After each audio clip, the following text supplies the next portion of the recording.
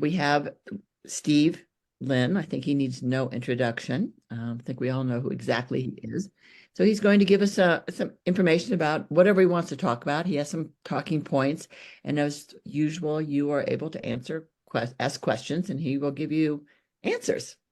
How's that? So, Steve, you just want to go ahead and begin? Sure, I'd be happy to. Um, Okay. well, good evening, everyone. And I just want to start off by saying thanks to all of you. I think the league has been a great institution in town, at least the whole time I've been here. And I've always had really good interactions with you all. And thanks to Carol Ann for being persistent, inviting me. I think somehow magically the timing worked out great. Um, and tonight feels right.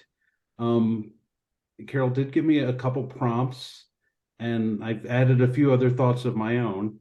So I've got something in PowerPoint just to sort of keep myself oriented. Um, haven't timed it out, but I'm hoping I go somewhere between certainly no more than 30 minutes, maybe closer to 20, and then have plenty of time for questions at the end. I'll also say if folks have questions along the way, just shout out because with the PowerPoint, I may not be able to see hands up or people interested. So I don't mind being interrupted. Um, but with that, I'll go ahead and start sharing my screen. Let me make sure the PowerPoint is here and ready to go. Um, let's see if this will work.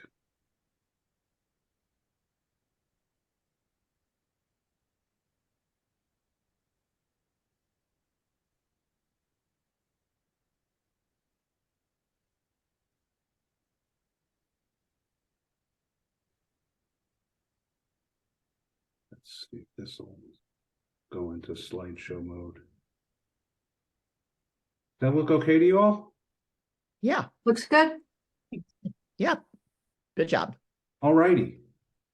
So before I start going through the slides, I just really want to share the themes I was thinking about. So I think most of you know that I've been with the county for a long time, and I'll talk about that some. And I'm getting close to the end of my time with the county, so I'm really becoming very reflective. And so that's part of the reason I really appreciate this opportunity.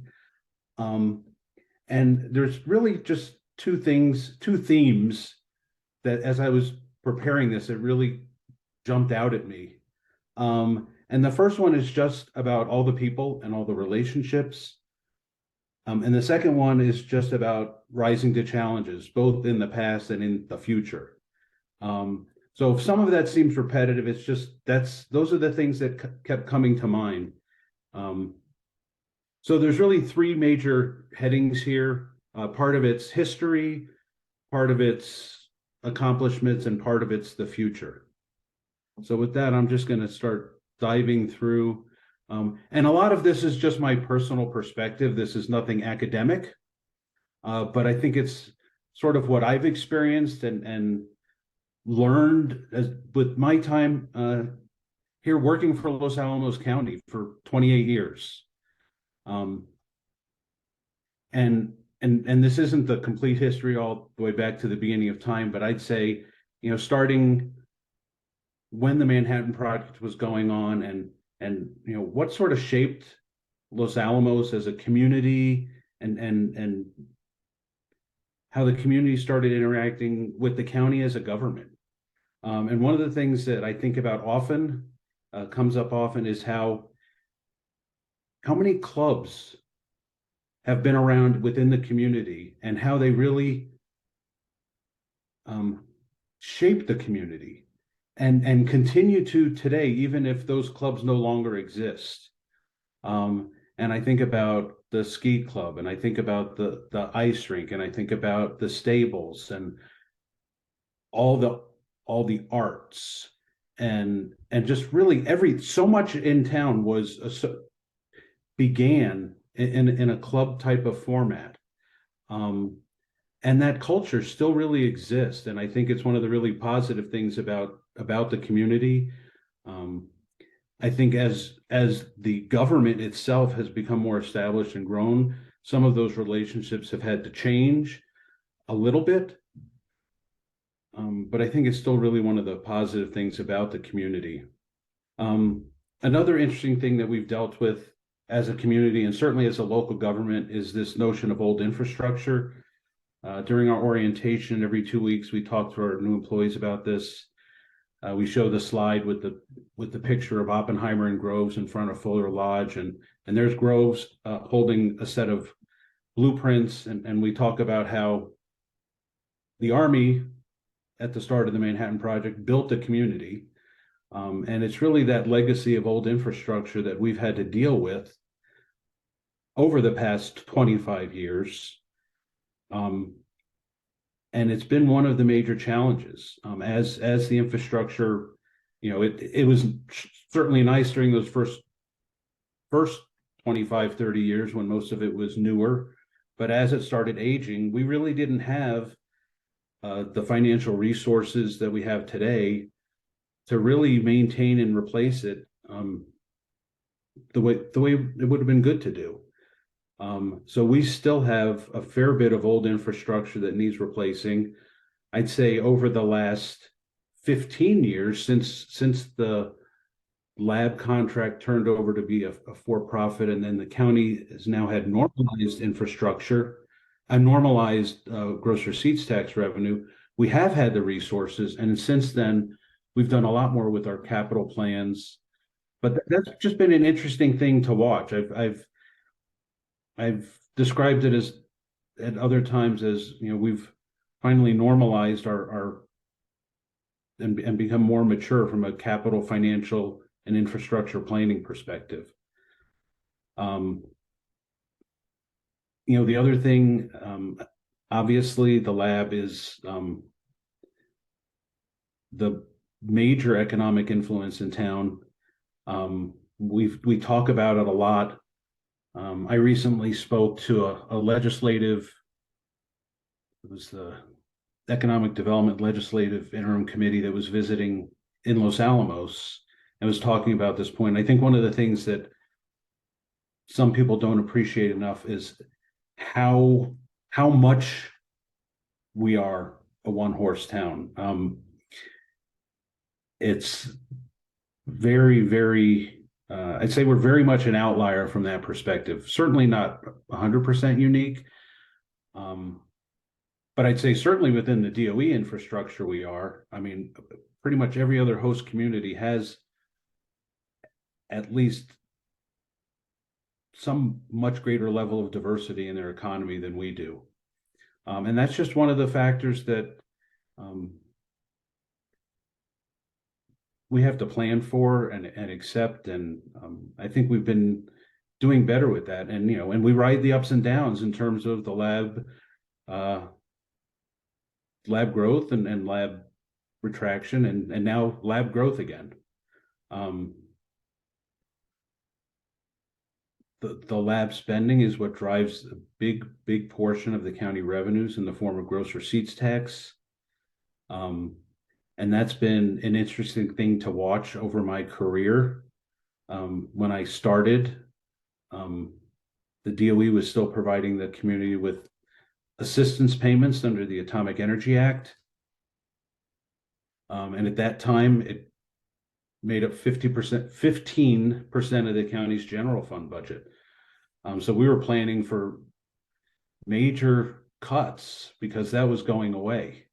Turned out it never went away, and we had growth for a number of years. And then the contractor changed, and we had a lot more GRT. And since then, it's been a little bit up and down. More recently, over the past 3 years, I think everyone's well aware of the growth in the lab, and we've seen our revenues go up. And I'll talk about that later, how that growth has created challenges and opportunities. For me, probably one of the big takeaways in terms of working at the county, learning about the community, becoming a member of the community is just how much more there is here than people realize, much more than initially meets the eye in terms of the diversity of everything that goes on in the community. It's not just a science town. There's really an amazing level of arts and culture, and again, community involvement and community engagement. That's the other thing that I have found really very enriching from a work perspective, is that community engagement. And some of my best moments and memories have been about interacting with the public.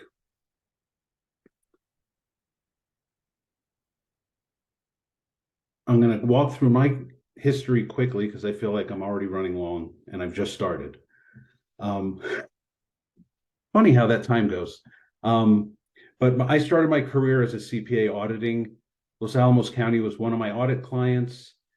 And the only reason I would ever consider working in local government was because of the people that I met at Los Alamos County. I had audited other local governments. And from that perspective, Los Alamos County is a really great place to work.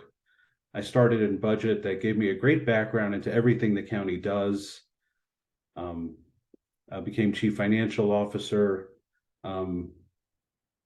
Spent 10 years as the deputy county manager and wearing a few other hats. And 2.5 years ago, they appointed me as county manager, which really a terrific privilege and honor. And but throughout it all, at the very beginning, day one, it was about the people here at the county. And up to even today. And it's something we talk about again every 2 weeks when we do new employee orientation. It's the people at the county and it's the people in the community. I wouldn't have, I could have retired 2.5 years ago. And it's because of the relationships, it's because of the people in the community, because of the people who work for the county that I was even interested in doing this job. So again, it's been a joy and a privilege is all I can say.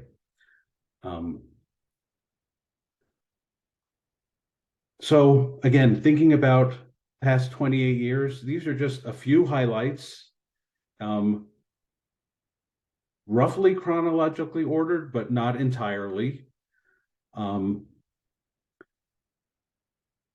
But very first thing I have to say is all of these things are related to having great teams and really good teamwork. Not a single one of these things on this list can I say, I did that all by myself. That's not how it works. But they are things that I think about as sort of major milestones. And I'll say this, for the group, some of these are just sort of administrative highlights and not necessarily exciting. But I still think they're significant in terms of improvements to county government. So I started my career in budget, and pretty early on, it was clear we didn't have a really good connection between strategic planning and budget. We launched an effort to have more effective strategic planning. That's the first time I met Bill Watts, so I have to list his name here. He came in and helped us sit down and go through that. That was one of those fits and starts types of efforts. But I think when we finally really nailed it well, it was a really good addition to the county's, I'll say, overall administrative processes, governance structure, and really helped focus the council on the goals they wanted, and the staff on working towards those goals.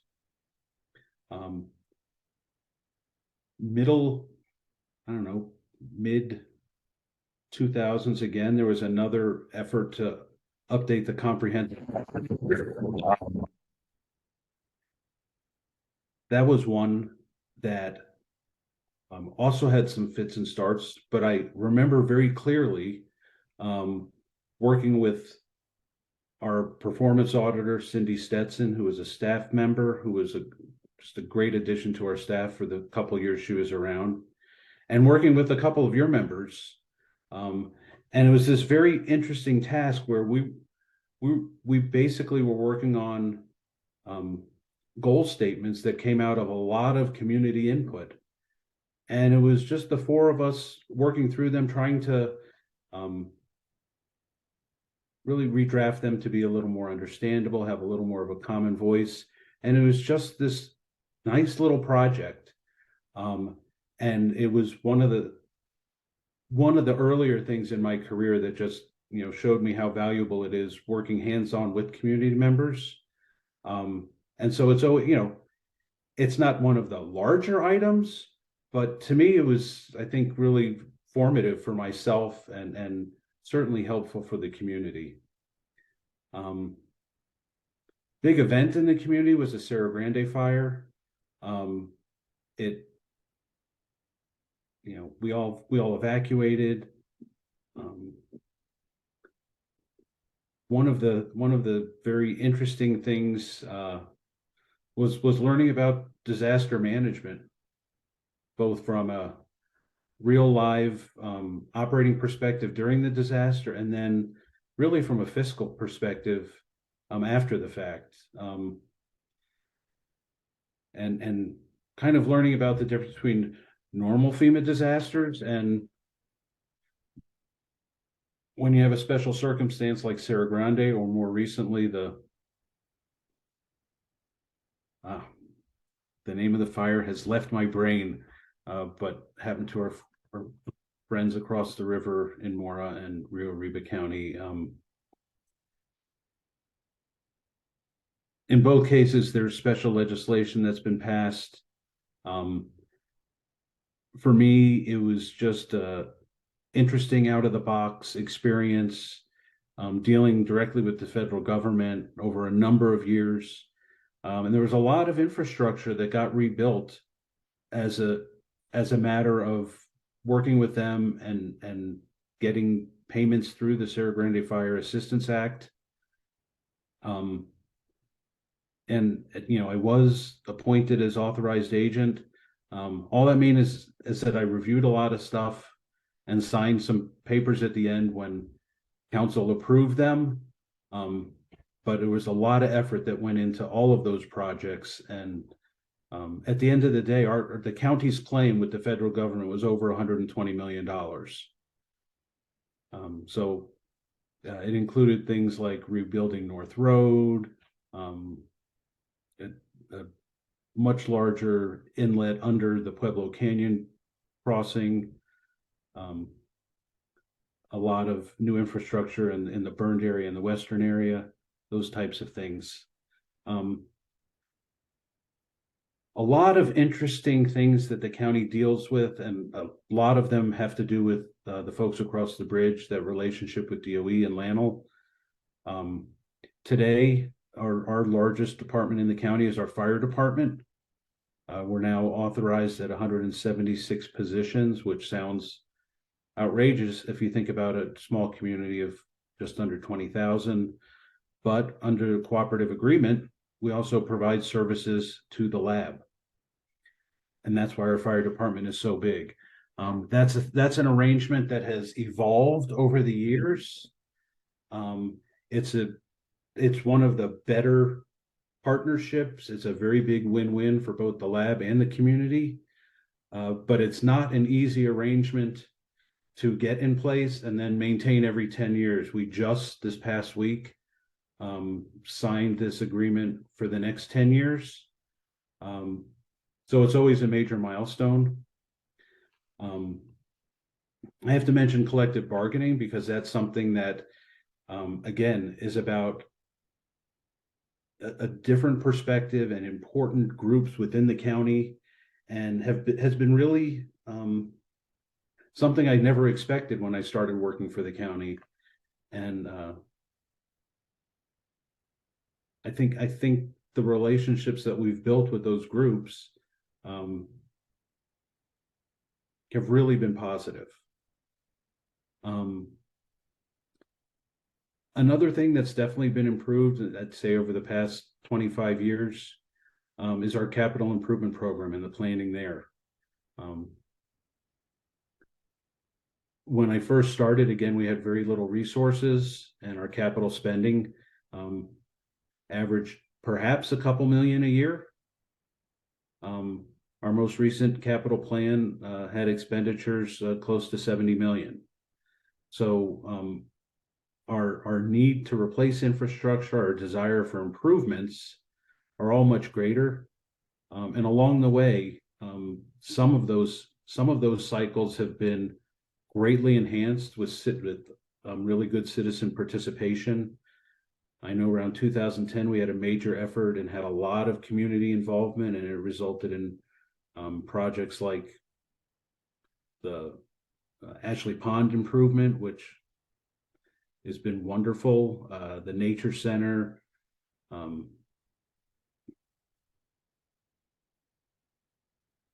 what eventually became the Leisure Lagoon.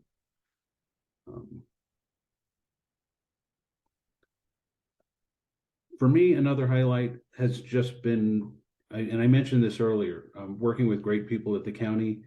And I'd say more recently, or at least the second half of my career, having the opportunity to hire great people is part of the reason, again, why I was willing to take on this position, and part of the reason why I feel okay about retiring. Folks like Anne Laurent, who the plan is tomorrow, council will formalize her appointment.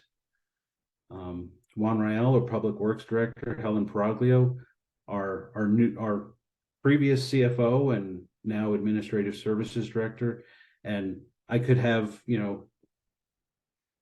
500 names listed here, but these are just some folks that you might be a little more familiar with. There's fantastic people all across the county, but being involved and getting them on board has just been great.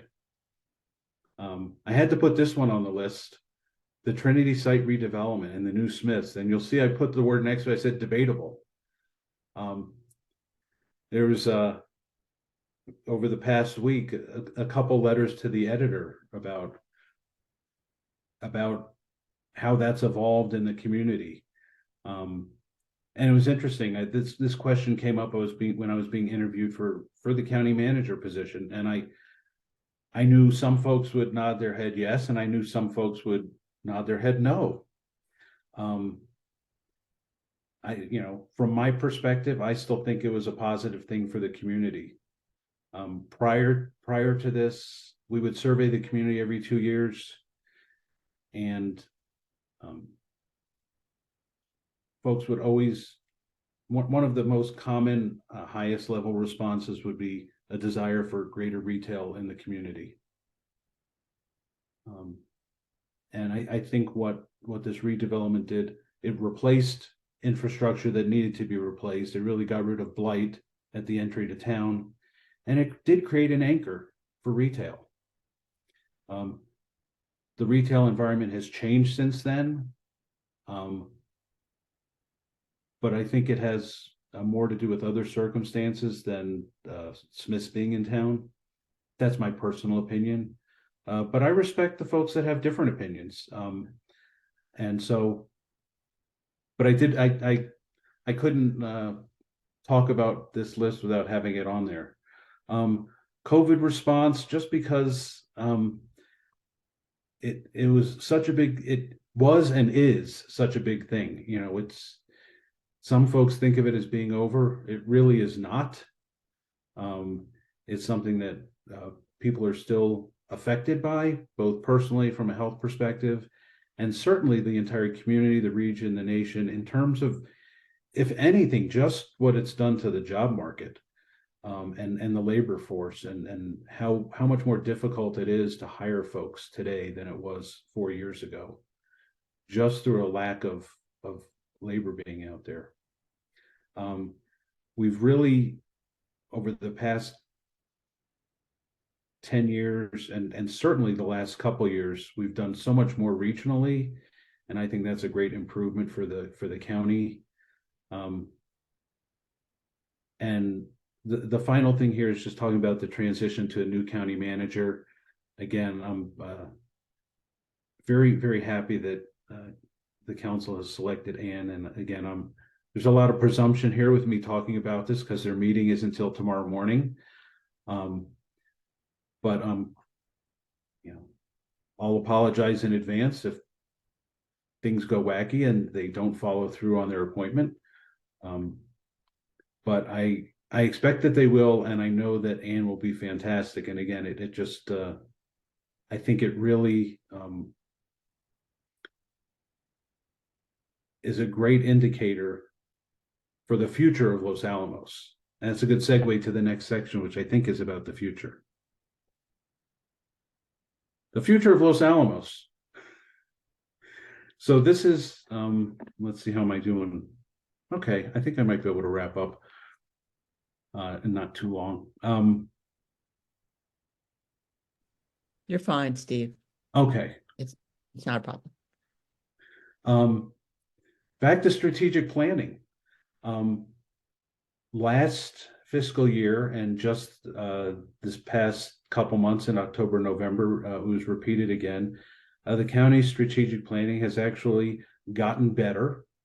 And it's a lot of that has been because of new council leadership, both the previous council and the current council, as well as the efforts of Anne Laurent, who's sort of picked up this banner. I've got a slide that shows just sort of the overview of the council's strategic goals. It's a little bit small, but I want to highlight a few things here. First of all, it's much more comprehensive than it's been in the past, which I think is important. It touches on 5 major goal areas, and then there's priorities within each one of them. And I think some that have really been highlighted quite a bit more recently, and I think appropriately so, relate to environmental stewardship, employee recruitment and retention. A lot of that is in reaction to COVID and in reaction to the lab growth and trying to stay just competitive in the marketplace. I will tell you, we went through an exercise recently this year and had council prioritize, and housing is still coming out at the top of the list. Just a pervasive issue, but it's certainly peaked as a big one, and I'll talk about that in relation to some projects. The other thing that's been recently highlighted and focused on is diversity, equity, and inclusivity. I'm personally very pleased to see that getting more attention, both for the county as an organization and the community. So this is a quick overview. I'm not going to dive into all the specifics, but it gives you just some idea of what the council is looking for and what the county as an organization will be pursuing. I think the future is very exciting. There's a lot of things that are in process. This slide and the next one are just a list of projects, some county-led, some privately led. A lot of them are associated with potential housing. We put in infrastructure at 20th Street years ago. We had a LEDA deal for a hotel going there, and that fell apart. So we're resoliciting there, and a lot of great possibilities there. We're updating our affordable housing plan. We just this past week, council approved a term sheet to work with Sala on a LEDA deal. So we'll be working on getting the details on that and getting that back to council. Up on North Mesa, there's a developer that has 85 homes that have been, the site plan's been approved. We're waiting on the building permit. That development's called Arbolada. There's Cañada Bonita out on Canyon Road. We're expecting them to come in with a site plan soon. We've got a project on our books for DP road infrastructure. That should start here in 24. Had a little pause in that while Lynne did some additional cleanup that was necessary because of some unexpected waste that was found. The Hilltop site, the county got involved to clean that. So we're now waiting on lien reimbursement and looking forward to potential development there. We know the University of California has endorsed partnering on a project at that site, and they're working through those details. There's the homes at North Community on Arkansas. That's 44 townhomes under construction. Miradore's been underway for quite a while. Phase 2, we're hoping will start soon, which will be mixed use and some more apartments. The Merrimack development, this is where the Old Smiths is. That property finally turned over to a new developer about a year ago now. And they've got great plans there for over 300 apartments. That site plan's been approved. And again, we're waiting for them to finish some of their design work and get a building permit in. Pet Pangea has a new land sale and development agreement with the county for a spot out on 20th Street. The Bluffs, Canyon Walk isn't even listed here. Down on DP Road, we've got some affordable housing. That's Canyon Walk. Across the street is the Bluffs, which are also affordable senior apartments. Hopefully that'll open soon. The Hills is at the old Lasso site, 140 apartments. Monday night, we're going to have a special joint session between the county council and the school board to hopefully move on to the next step, the next version of a memorandum of agreement on North Mesa housing. We've established a White Rock metropolitan redevelopment area, which will also provide a lot of opportunity down there, and just started a conversation with council on potentially establishing an MRA up here in Los Alamos. So there's a lot in process, and just a lot of, just from a project perspective, a housing perspective, and then potential business redevelopment perspective, a lot going on there. It's going to be exciting as things start rolling out. I talked about this a little bit earlier. Lynne has really ramped up a lot in the past 3 years. It certainly has created challenges for the community in terms of housing, traffic, and labor. It's also provided opportunities, certainly in terms of the county revenues. They've gone up quite a bit more than we originally projected. And that'll enable the county to do a little bit more in terms of both new programming as well as capital planning. I think there will continue for the foreseeable future to be a focus on housing. There are other concepts out there that are, weren't listed on existing projects, but I could see a lot of those moving forward. And I'll just mention the housing isn't something that'll just not just impacting Los Alamos. That impact and the solution will be regional. I think it's another reason why our regional partnerships are so important. And I'm really expecting over the next couple of years to see more and more come of that. We've been talking with San Ildefonso, potentially partnering on broadband, with Espanola and Rio Arriba County on housing. I think the other major area of focus you'll see is a lot more involvement in terms of business assistance between the MRAs and the possibility of LEDA and direction from council to be more proactive in that area, and just the need, given the circumstances that we're in today. Again, a lot of challenges, but I think a lot of opportunities. And I think it'll be exciting. I think we'll see quite a bit more there. And of course, I have to finish with, again, mentioning the new county manager. I think she'll have her hands full, but she has proven over her career how capable she is. Many of the improvements that we've seen over the past 15 years have been associated with her involvement, if not because of her direct leadership. So I know Ann will do a great job. Oh, and that's it. So that's Steve's view of what's been and what's to come. But I'm very happy to chat and answer any questions. So I'll stop sharing. Okay, so I see all of you. So if you want to, you can either do the little screen, raise your hand, or you can just unmute yourself and see the video, and then you can ask a question. Anyone want to be first?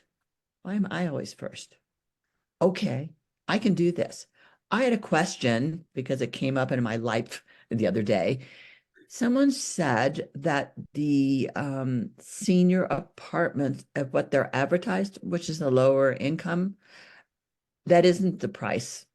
I mean, you can only earn 50, like a single person over the age of 55 can only have income of 53,000, maybe 53,500, something like that.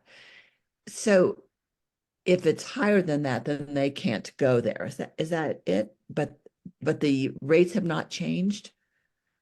I think it was confusing. Someone was asking me. That's the only reason I would bring this up.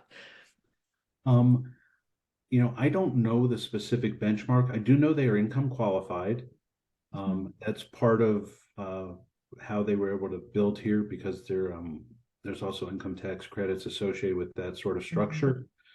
So there's an income qualification process to be eligible, but unfortunately, I don't have those specifics at the top of my head. And that's okay.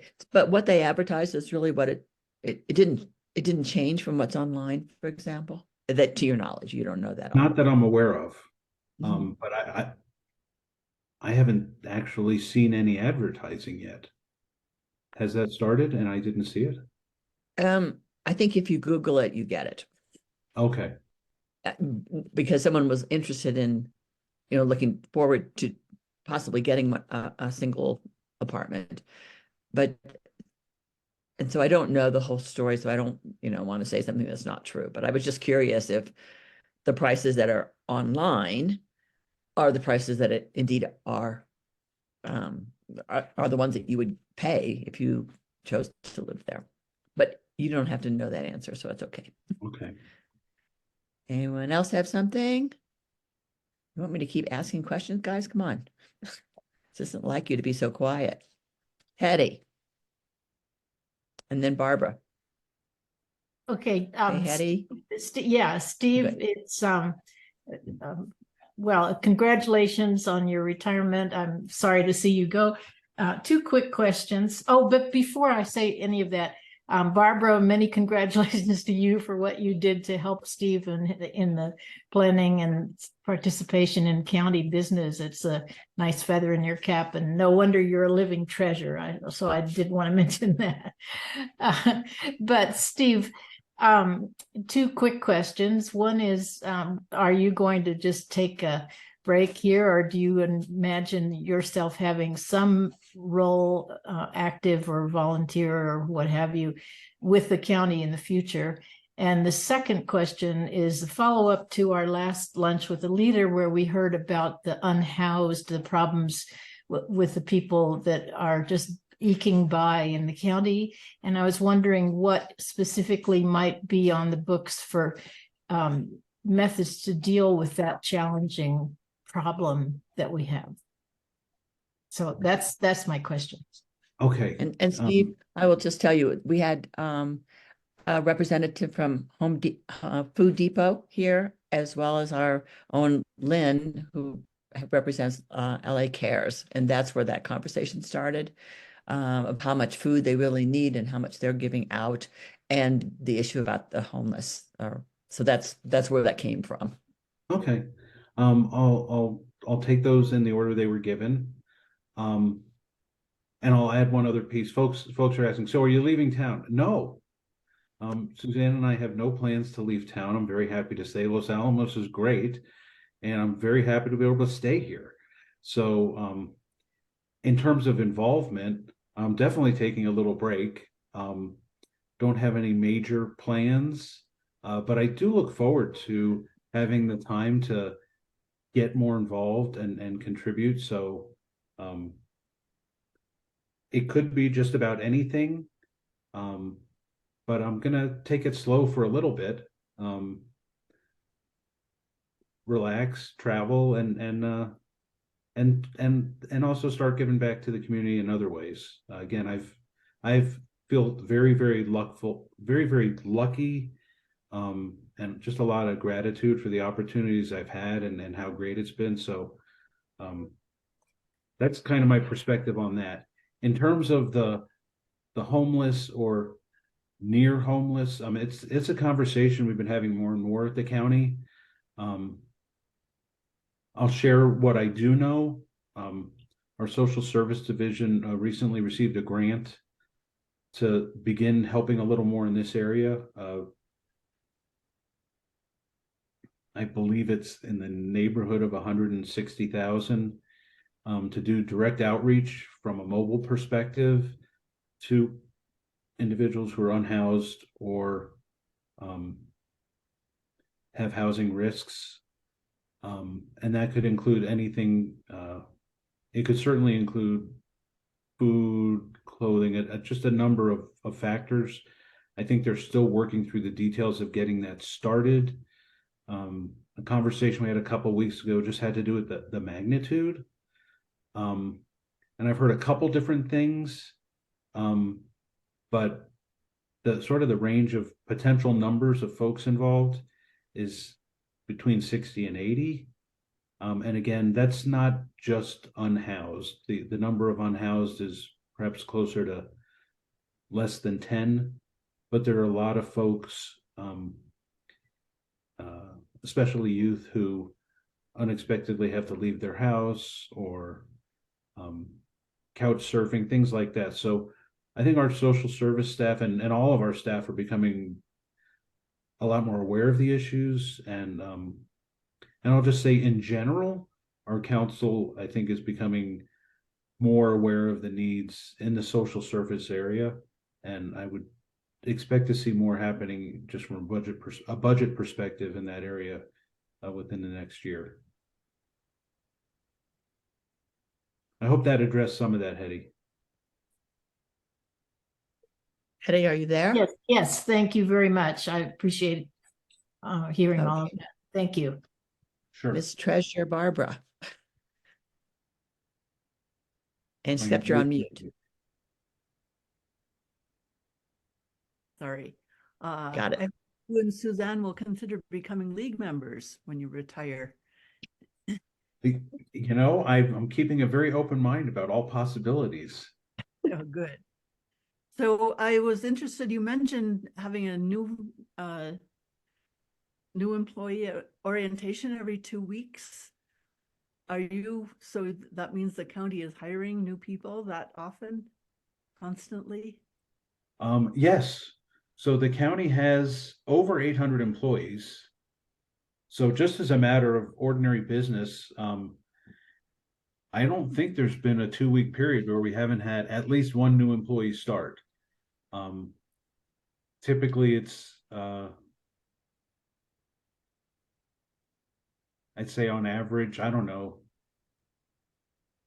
3 or 4. I mean, sometimes it's 2, sometimes it's 8. But every 2 weeks, Monday morning, I go in and I greet them and I talk about the county, give a little bit of an overview before they just dive into all their paperwork and other orientation items. And it's great to meet the new folks. So yeah, we are still hiring despite the challenges. we have put a lot of effort in the past year into bolstering our recruitment and retention. So I think we've definitely made some headway, but there are a few areas where there's still some deficiencies and some more work to be done. I've noticed the parking lot at the municipal building is much more crowded than it used to be. So the staff was increasing. I've noticed that too. And it's interesting. That's really been one of the challenges. I can just think of a few things in general. I know we've hired some limited term engineering staff to help with our capital projects. In the county manager's office, just in the past 2 years, we have a new broadband manager position, trying to get that project going. We have a new intergovernmental affairs manager. So there are more staff. And I do think it speaks to, it's funny, we just had a briefing from our climate action plan folks yesterday.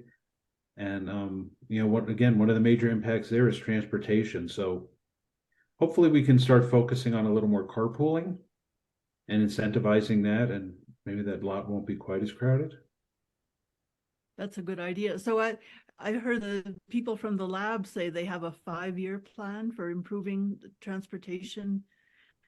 And it would be nice if you could push them to make that happen faster, because the streets have gotten really crowded, and at rush hour, the roundabout is a mess.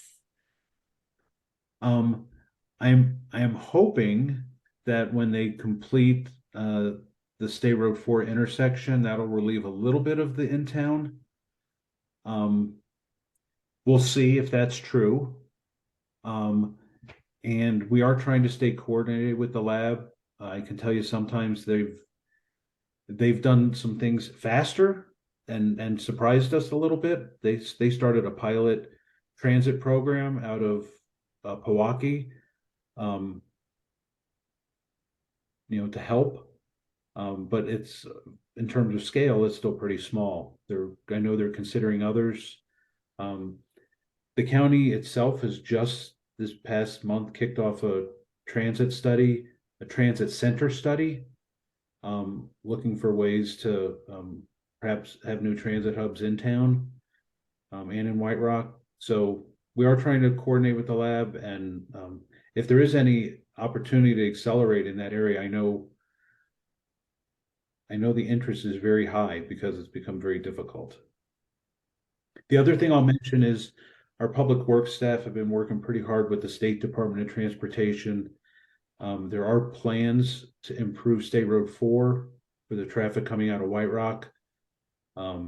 It's just because it's a state road, we're a little bit stuck under their schedule, but we're trying to stay on top of that one and make sure it goes as quickly as it can. Thank you. Sure. Anyone else? Probably your hand is up. Are you finished? Or you have something new? Alan? Where'd you go? There. Okay, can you hear Alan, me? go ahead. Say Can it you- again. Can you No. hear me? Sort of, but it kind of comes in and out for me. I don't know. Can you hear him, Steve? Go ahead, Alan. Let's see. Hey, Steve, can you hear me now? I can, yes. All right.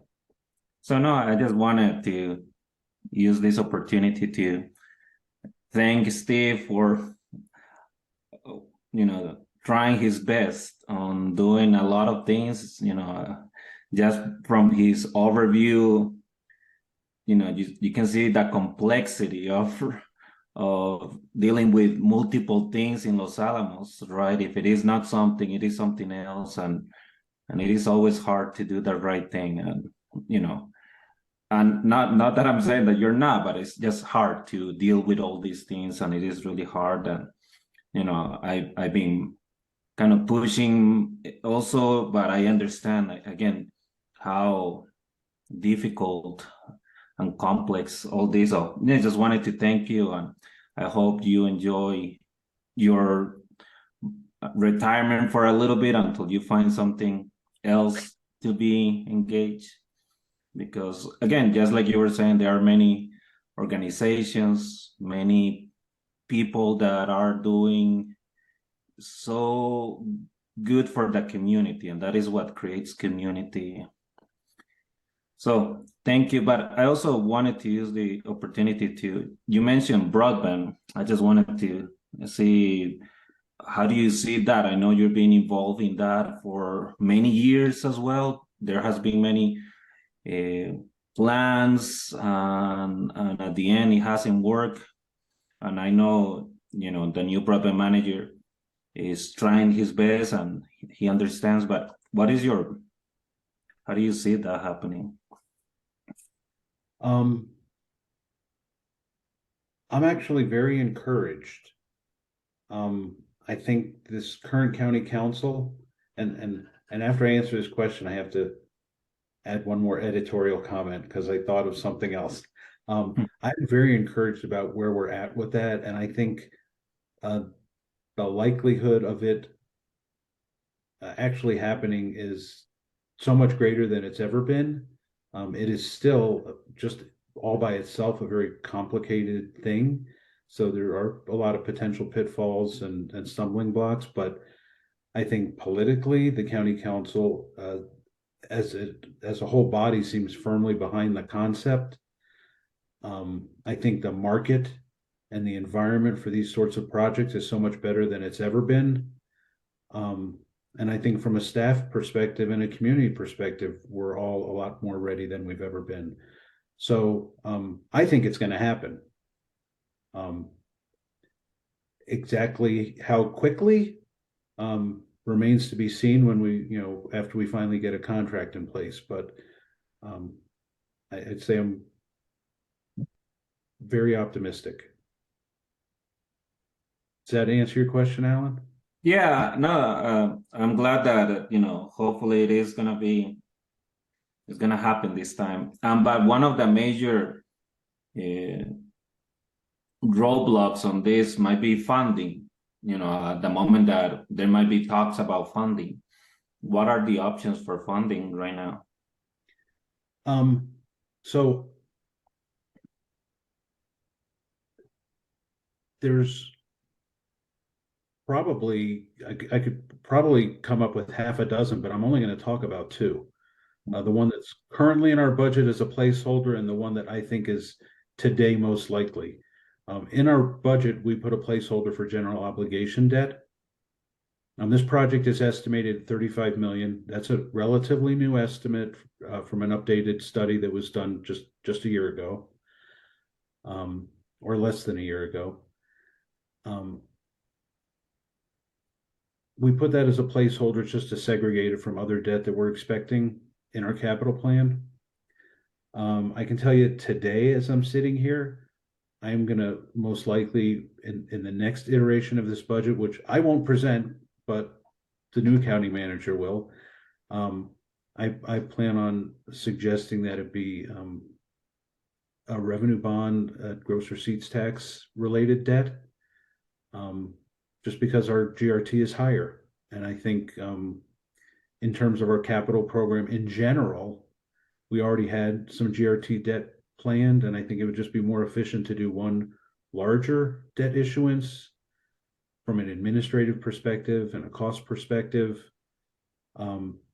So that's my expectation at this point, but that's a very, very high level, broad concept today, and there'll be a lot of details in terms of how the project actually works, what sort of cash flow it generates, and how much of that cash really the council wants to see stay within the program and effectively subsidize lower rates as opposed to repaying debt service.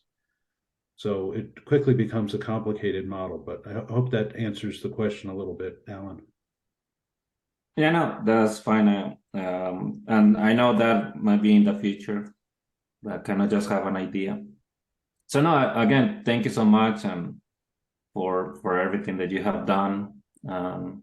We'll be talking in the next couple of weeks and trying to, work on this that I think I've been seeing you saying that, of the community and businesses and partnerships and working on those things with Steve is being satisfactory. Just working with Steve on those same issues. So, thank you. Thanks, Alan. Kyle, I was just going to mention you. Go Were ahead. you? Uh-oh, I what were you was. gonna say? Well, one of the highlights I forgot to talk about was our charter review process, Oh, yeah. and help from, again, great citizens like Kyle Wheeler. It was very interesting, very earnest effort to take a look at our charter, and it was great getting to work with her. I worked with her husband Mike when he was on council. That's the other thing I wanted to highlight, just how great the county councils have been throughout my career, and how it's made it a pleasure to work at the county. And have to, there's one fellow coworker here, and I'm going to apologize to everyone else if you've worked for the county. I'm not recognizing you as a fellow coworker, but Felicia worked for the county in our attorney's office. And it was great working with her. But go ahead with your question, Kyle. Well, first of all, I wanted to thank you because I think you've done a great job. I can't remember when you started. Can you tell me about what year that was? February 5th, 1996. Okay, so, well, in all that time, I've been keeping my eyes on the county, as you well know. Yep. And I was always very impressed with your, your answers at budget review times. And, just I've always felt very good that a person like you had his finger on the pulse of what was happening in the financial world of the county. And I will say that over the years that I've been involved in county government, I think that the staff has become so much more professional than it used to be. Not every single person maybe, but most of the people that I've interacted with, and I've, in addition to the charter review, I've done the transportation board a few times and a number of other things, the poll worker stuff, things like that. There's a really good staff, and I think that the hiring of people is one of the most important jobs that the administrators can do, the managers.